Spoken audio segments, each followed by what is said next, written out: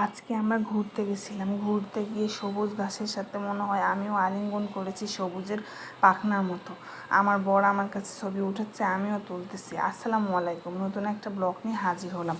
ব্লগটা ছিল পার্কে যাই ঘুরতে গেছিলাম। ঘুরতে যাই সে আমার পিকচার উঠেছে। স্বামী স্ত্রীর ভালোবাসা এমনই হওয়া দরকার।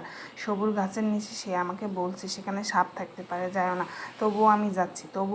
যাই আমি তার পিকচার উঠাচ্ছে। ক্লান্ত ক্লান্ত শরীরে দেখলাম সবুজ ঘাসে, মনে হচ্ছে আমি আলিঙ্গনের ছোঁয়ায় হারিয়ে যাচ্ছি। আমার কাছে মনে হয় এটাই স্বামী স্ত্রীর ভালোবাসা। আপনাদের স্বামী স্ত্রী কেমন ভালোবাসে সেটা কমেন্ট করে জানিয়ে দেবেন। আর আমার ভালোবাসার মানুষ আমার কাছে থাকে সব সময়। পার্কে যেয়ে ঘুরে শুধু আমারই পিকচার ওঠায়, এটা কতই না ভালো দেখায়। একজন সাইকেল চালাচ্ছিল। কৃষ্ণচূড়ার ডালে আমি মনে হয় হারিয়ে যাচ্ছিলাম। কৃষ্ণচূড়ার ফুল দেখতেছিলাম আর আমাকে বলতেছে, দেখো কৃষ্ণচূড়া ফুল ফুটেছে। আমিও দেখতেছিলাম আর হাঁটতেছিলাম। সে আমার পেছন থেকে পিকচার ওঠাচ্ছিল। সামনে এসে দাঁড়িয়ে বলতেছে, তাল গাছটা দেখো কত সুন্দর। ও বলতেছে এটা পাম গাছ। আমি বলতেছি না, এটা তাল গাছ। ওই যে সামনেরটা পাম গাছ। আমরা আমরা তো পাম গাছ চিনি, কিন্তু তাল গাছ যে এত ছোট হয় সেটা দেখিনি, আজকে দেখলাম। পাম গাছটা অনেক বড় হয়। আমিও বলতেছিলাম। পার্কে অনেক লোকজন, শান্ত পরিবেশ ছিল। রোদ একটু ছিল কিন্তু হালকা বাতাস ছিল। বাতাসের আলিঙ্গনে মনে হয় আমি পার্কে হারিয়ে যাচ্ছিলাম। সে আমাকে বলতেছিল, আমার বর আমাকে বলতেছে তোমাকে খুব সুন্দর লাগতেছে। আমি হাঁটতেছিলাম আর দেখতেছিলাম রাস্তাতে কত মানুষজন। এই মানুষজনের ভিড়ে তবুও আমরা ব্লগ করতেছিলাম। ব্লকের মাঝে মাঝে বলতেছে যে দেখো এটা কী গাছ। আমি বলতেছি না, এই গাছ দেখতে হওয়া উচিত না।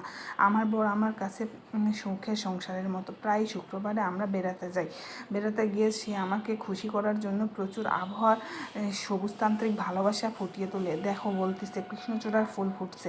আমিও দেখতেছিলাম কৃষ্ণচূড়ার ফুলগুলো কত সুন্দর। এখানে পার্কে এসে দেখি একটা লেক আছে। লেকের পার্কে কত মানুষজন বসে আছে। সেটা মনে হচ্ছে একটা প্রকৃতির পরিবেশে হারিয়ে যাওয়ার মতো। কত না ভালো লাগতেছিল। এই পার্কের আলিঙ্গনের মাঝখানে সবুজ পাতা, আর পাতার মাধ্যমে আমিও হারিয়ে যাচ্ছিলাম।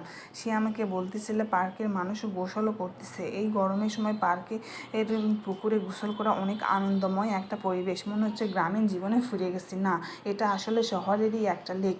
এটা একটা শহরেরই। এই শহরের লেকে মনে হচ্ছে গ্রামীণ পরিবেশে পুকুর।